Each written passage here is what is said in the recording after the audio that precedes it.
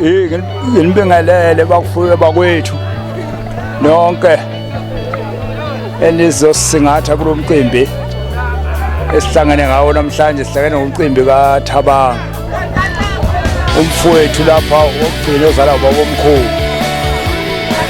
Njengoba silapha nje silapha eGozini sizokwembesa, silethe nenkomo.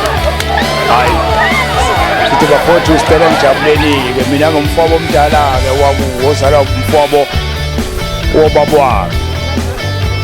Yimi-ke ngimdala lapha ekhaya manje. Sithe nginitshele bafowethu ukuthi kwenzakalani njengamanje.